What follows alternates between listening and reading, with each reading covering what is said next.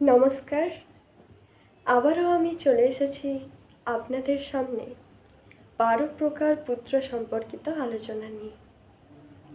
এই 12 প্রকার পুত্রের মধ্যে আগের ভিডিওতে আমি পঞ্চম পুত্র তথা গুণোৎপন্ন পুত্র সম্পর্কে আলোচনা করেছি, আর এই ভিডিওতে আমি ষষ্ঠ পুত্র অপবিদ্ধ পুত্র সম্পর্কে আলোচনা করব।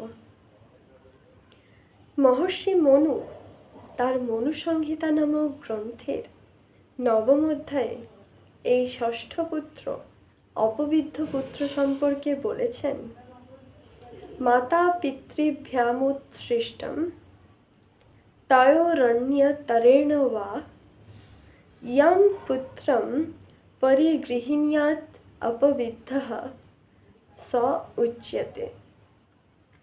অর্থাৎ, যে শিশুকে তার পিতামাতা কোনো কারণে ত্যাগ করেছেন বা রাস্তায়, অরণ্যে বা অন্য কোথাও ফেলে দিয়েছেন এবং পরে অন্য কোনো ব্যক্তি তাকে লালন পালন করে নিজের পুত্ররূপে গ্রহণ করেন, সেই সন্তানকে বলা হয় অপবিদ্ধ পুত্র।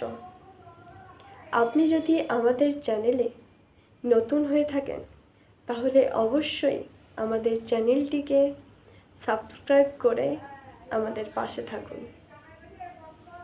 ধন্যবাদ।